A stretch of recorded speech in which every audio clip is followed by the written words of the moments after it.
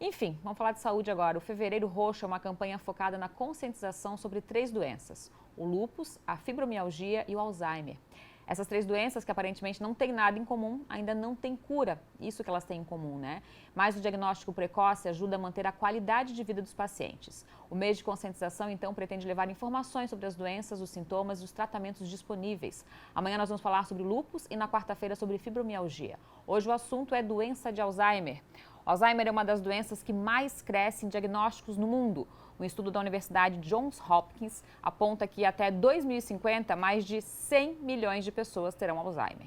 E para falar sobre o assunto, nosso convidado é o médico neurologista, Dr. Alnei Couto, que já está aqui com a gente. Doutor, muito obrigada por ter vindo. Dr. Alnei preferiu ficar com a máscara, a gente sempre pede para os nossos convidados, né? A gente toma o distanciamento necessário, mas como médico ele preferiu. Tudo muito certo. Muito obrigada por ter vindo, né? Em meio a isso tudo, doutor. Deixa eu começar lhe perguntando, é sempre bom falar de não sei se a gente pode falar de prevenção, mas tem que falar da doença para as pessoas saberem dos primeiros sintomas, é assim que funciona? Boa tarde. Boa tarde. Olha, é sempre importante a gente pensar na prevenção como uma forma de evitar a progressão da doença. Infelizmente, no momento atual, a gente não tem um medicamento que seja efetivo no bloqueio da doença como fase evolutiva dela. Como os espectadores sabem, a doença de Alzheimer é uma condição progressiva que envolve a deposição de uma proteína chamada beta-amiloide. E essa proteína é que vai causar a degeneração e a perda progressiva da memória. Por outro lado, se não tem uma medicação hoje que seja totalmente efetiva no bloqueio da doença, as pesquisas estão avançando. E a população sabe hoje, questão da pandemia, que toda pesquisa médica passa por diversas fases da doença, de evolução da medicação. Nós temos 2 moléculas hoje em fase 3, né, que já são pré-clínicas, para o combate eficaz da doença. Mas o importante hoje, e dizer à população, o que a gente pode fazer para prevenir a condição da doença, né? Eu sempre falo que a atividade física prazerosa é um excelente remédio na prevenção do Alzheimer, né? Hoje a gente sabe também que existe uma relação muito forte entre memória ruim e deficiência de vitamina D. Eu ressalto que nessa pandemia nós estamos esquecendo de tomar sol e a gente está vendo muita gente com deficiência de vitamina D, não só com as complicações relacionadas à imunidade, mas também depressão e memória. Ok? Doutor, e assim, ó, aí a gente sempre vê, eu tive um caso na família, eu estou tendo alguns esquecimentos. Vamos falar um pouquinho de... existe um perfil das pessoas que têm a doença de Alzheimer? Então, normalmente, é muito frequente essa tua colocação de pacientes vir ao consultório com a colocação, eu tenho parentes com Alzheimer e eu estou ficando esquecido. Qual é a relação dessa perda de memória com a doença em si? Nenhuma, ou pouca possibilidade, porque normalmente o indivíduo que começa a apresentar os sintomas relacionados ao Alzheimer, ele não tem discernimento que ele tem a doença. Ele dificilmente vai no médico dizendo eu estou esquecido. Entende? A família o leva e reporta as condições que estão progredindo para o esquecimento.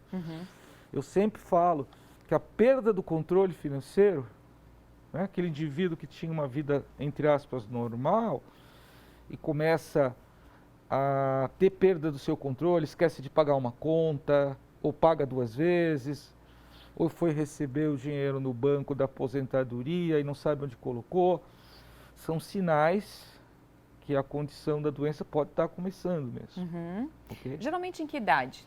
Tem também um Então, perfil? Veja, o Alzheimer talvez seja a forma mais conhecida de demência da população, mas não é a única. Nós temos pacientes, inclusive, que têm uma condição de doença de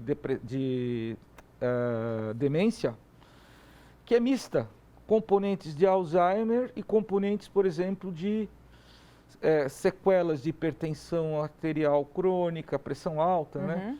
diabetes mellitus. Então, esses quadros normalmente são quadros de uma demência mista, não puramente Alzheimer, né? Como também tem casos de demência que são reversíveis.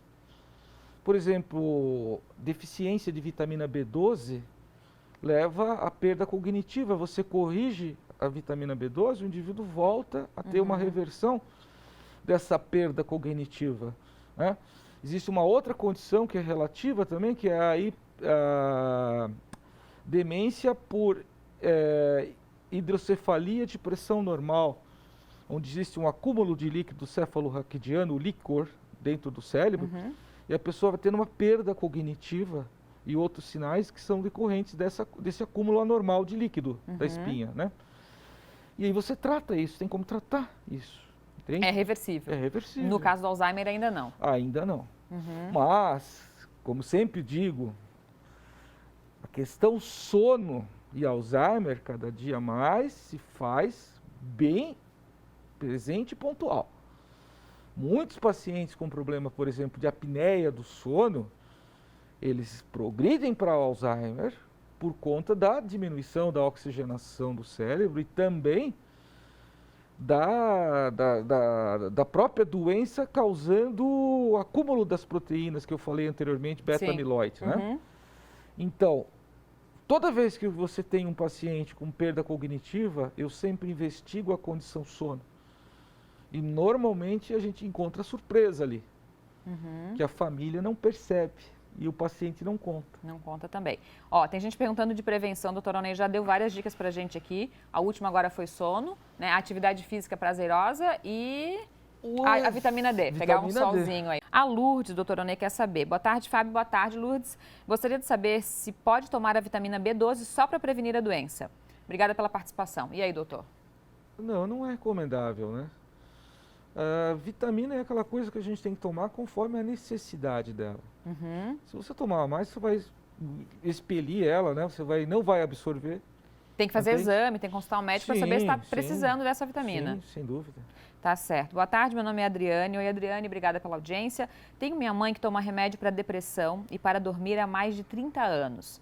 Esse tipo de remédio pode causar Alzheimer, pois estou notando esquecimento por parte dela.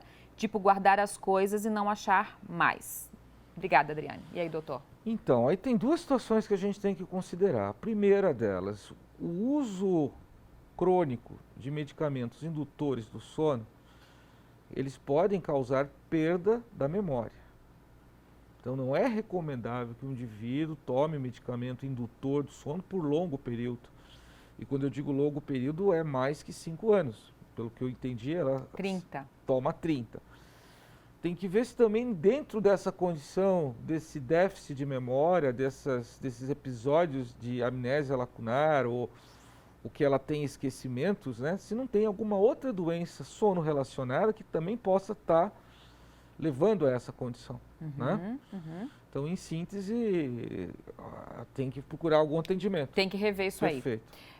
Doutor, sobre novidades em tratamentos, né? Porque a gente está aqui, esse mês aí, o Fevereiro Roxo, foi criado para falar um pouquinho de qualidade de vida, né? Diagnóstico precoce para a qualidade de vida. O que tem de novo aí? Medicamento, tratamento?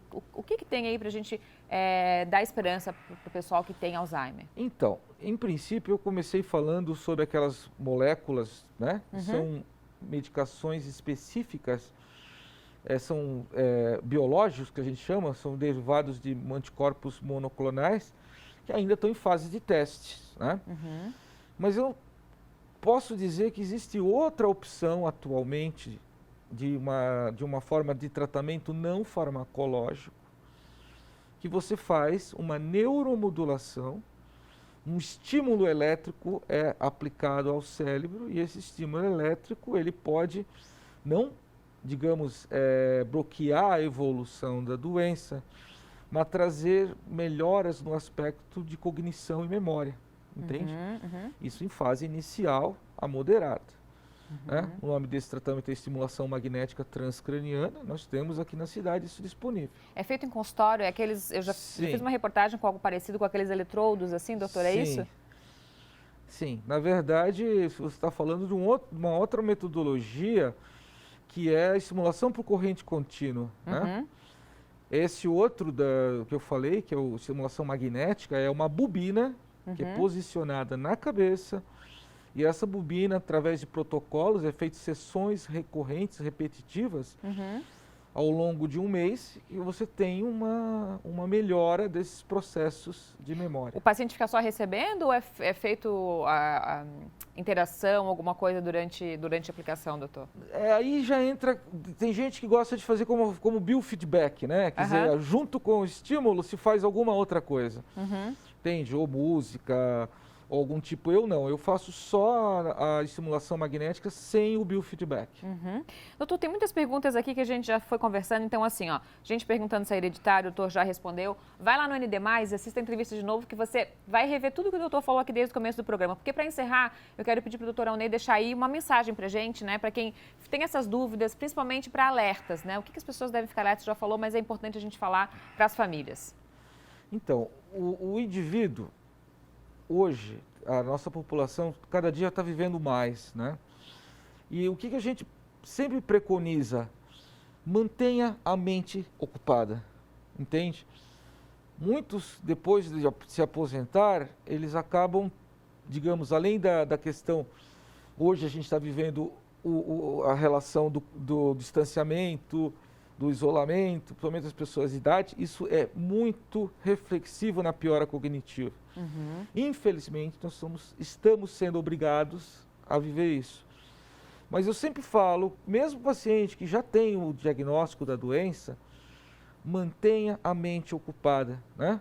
Às vezes a terapia ocupacional, o resgate daquela segunda língua nativa, daqueles que da nossa região tem muita gente de origem italiana, polaca, alemão. Então, assim, resgatar essa cultura, entende? Trazer as músicas, né? Para estimular, né? Aprender a música em si. São coisas prazerosas, né, doutor? Perfeito, que melhora. Tá certo. Muito obrigada por ter vindo mais uma vez. Excelente trabalho, até uma próxima, então.